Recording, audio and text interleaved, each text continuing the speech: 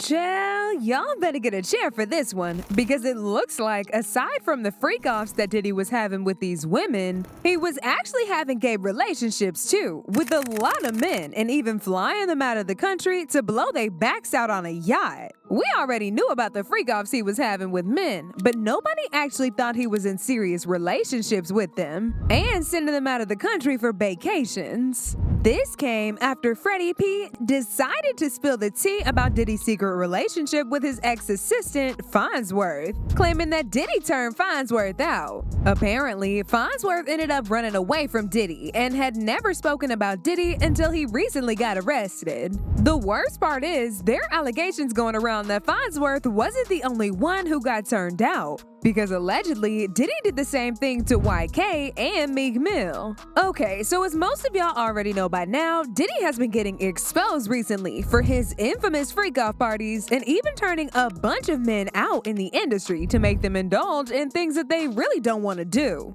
In fact, Freddie P recently sat down with the Art of Dialogue to spill the tea about Diddy's alleged boyfriend. And according to him, word got out that Diddy and Fonzworth Bentley were in a relationship. Freddie P said he saw Diddy disrespecting the hell out of Fonzworth a lot of times. And at the time, he didn't understand why Fonzworth was allowing that kind of disrespect until he later found out that Diddy was laying that pipe in him on the low. According to Freddie, Diddy doesn't have love for anybody, and that everyone who hangs around Diddy is either somebody he's sleeping with or someone he has dirt on. See, of course, I think he gay. I think everybody around him gay, and I think you don't get to stay around him unless you've proven that either you're with the shit or the shit don't bother you.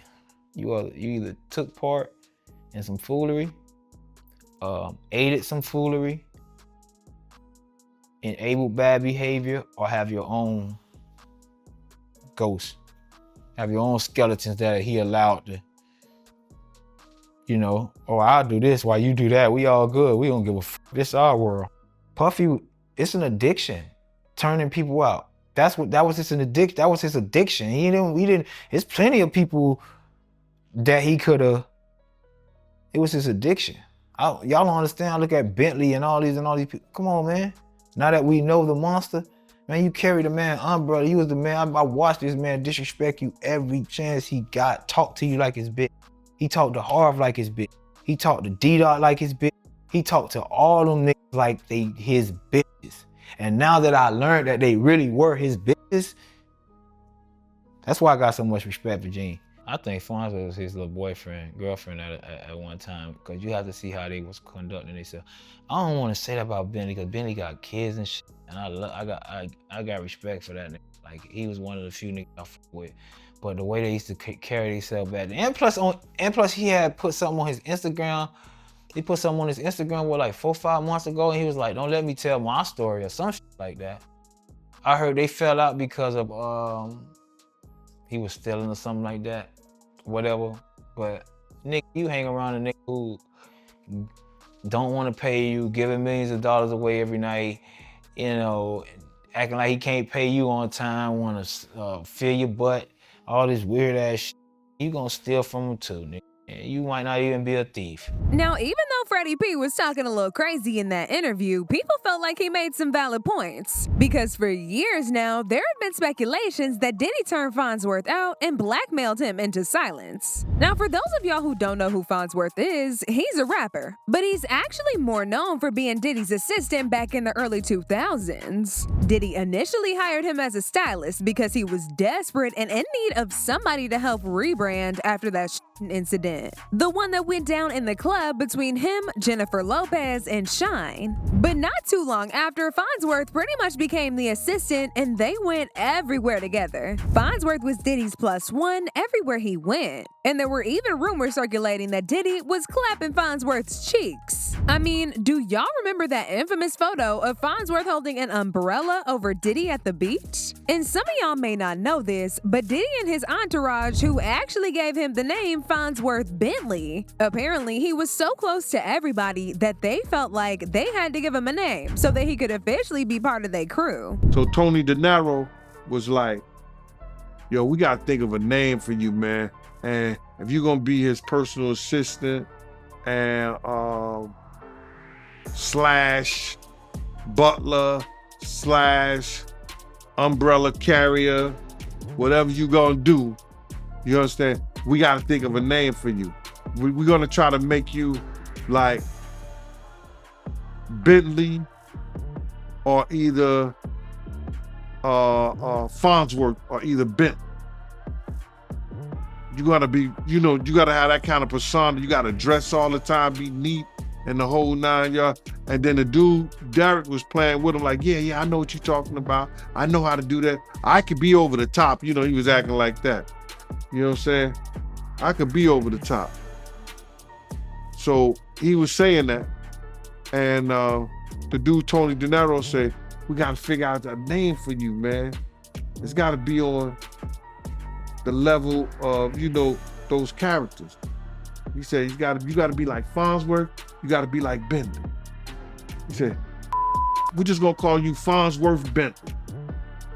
And he said, I like it. Now, even though he was mostly just known for being a servant to Diddy, he actually had his own plans and decided to quit his job as Diddy's assistant to pursue music. In 2003, Fonzworth landed a spot on Diddy's MTV reality show Making the Band. But right after he wrapped the show, he actually quit and started taking his own career very seriously. He managed to secure a book deal and went on to author the New York Times best-selling etiquette book, Advance Your Swagger: How to Use Manners, Confidence, and Style to Get Ahead. A few years later, he had his own show on MTV called From G's to Gents, and the show went on for 2 seasons before getting canceled in 2009. But he ain't let this stop his motion, cause 2 years later, he went into music, and that's when he was pretty successful. He released his debut album Colors, and 2 years after that, he collaborated with Kanye West on his 2013 album Yeezus. He has songwriting credits on multiple songs, including On Sight, Black Skinhead, I Am God, and Hold My Liquor. He worked again for Kanye's 2016 album The Life of Pablo, and this time Fonzworth had producer credits on the song Ultralight Beam. Now, even though Fonzworth was so close to Diddy, and the publicity from all of his days as Diddy's manservant spearheaded his career, he never spoke on Diddy after quitting his job.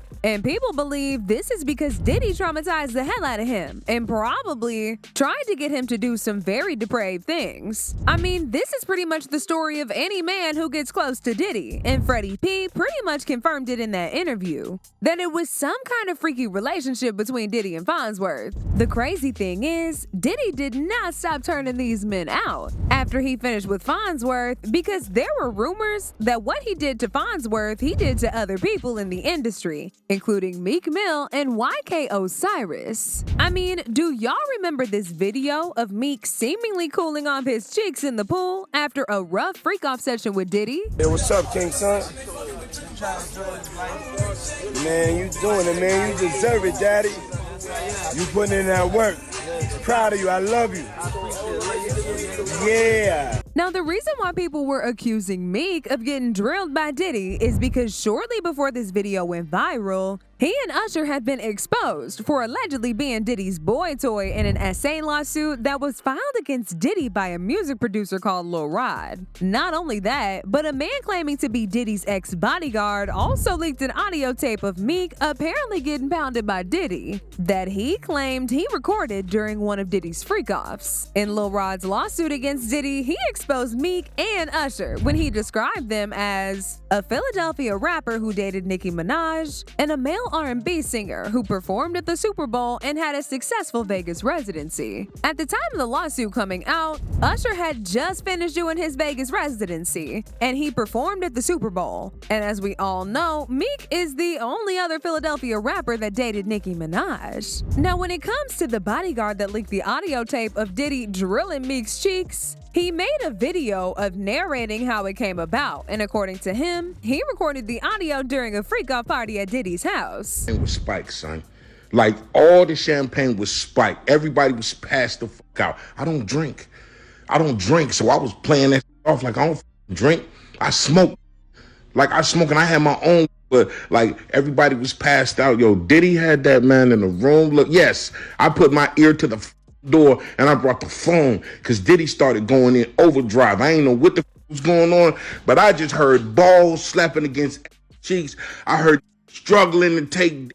I heard just being like, yeah, daddy. Like when he started all that daddy this and daddy that, and then I heard some hollering and struggling. Like, yeah, I kept the phone there and I recorded all this because I was like, this Diddy rich. Everybody kind of knew back in the day that Meek Mills and Puff was a little too friendly. Anytime two rappers or two people in the industry come dressed up alike. Child, unfortunately for Meek, this audio did not help him at all, because people took it as proof that he was really out here allowing Diddy to get his way with him. Another person who was also accused of being Diddy's little boyfriend was none other than YK Osiris. These rumors started in 2021 when people caught Diddy and YK on vacation in Jamaica. YK fueled the baecation rumors when he posted this shirtless photo of Diddy in a pool on his IG stories with the prayer hands emojis, almost as if he was worshiping Diddy or something and thanking him. Things got even worse when he posted a photo of him getting a massage while laying down naked with the caption, "Listening to that Diddy, eating that good fruit in the beautiful weather." Not only that, but he posted this since deleted photo of him seductively leaning in to eat a bunch of fruits that people believe was taken by Diddy. The entire thing had people giving YK and Diddy a major side-eye because they didn't have any women with them on this trip, even though it was clear as day they were spending tons of time together. People immediately started accusing them of being on vacation, like this person who said, "I said to myself, the moment I didn't see no female or hint towards him even being with family, I knew it was a man who sponsored the trip. I was watching all his stories of him showing himself alone in his villa, like he wasn't there with a woman or working or even with his family. My gut said he acting like a female who's on a paid trip and taking videos and photos to savor the moments. I thought off the top of my head it was an exec for sure. Didn't know it would be Diddy." The allegations got even worse when YK's baby mama decided to be messy by exposing him for allegedly being DL. People was basically asking her if she and YK was still together after he got caught messing with Diddy. She said, "Stop asking me what happened with my baby daddy. I caught him with a man, okay?" Child, it's a mess, y'all. And the feds are not letting up on him either, because they actually got in contact with one of the male workers that Diddy would force to have them freak-offs with, and the man gave them a tape of one of his freak-off sessions. According to TMZ, the unnamed sex worker signed an agreement to speak to prosecutors, but not to be prosecuted himself. In turn, he gave them footage of a sexual encounter that he had with Diddy and an unnamed woman. He also walked them through the whole process of linking up with Diddy. Apparently, the whole freak-off happened in 2023 when a man took flight from Atlanta to Miami. Diddy allegedly whipped out the camera to record the sex worker perform services on the woman. He also shared details about drugs used with prosecutors. As usual, people had their own thoughts about this, like this person who said, "I said it back then, personal stylist, impeccably dressed, he was on the DL. And by the way, didn't he also get arrested for..." Another person said, "Fonzworth Bentley is the only one we need to come out and talk, and it's really gonna be officially over. I always wondered what happened to him." But now I want to know your thoughts. What do y'all think about Freddie P exposing Diddy and Fonzworth's secret relationship? And do y'all think Diddy is really responsible for turning all these men out? Y'all been knew what to do. Let me know your thoughts in the comment section down below. And don't forget to click here to watch this other very messy video.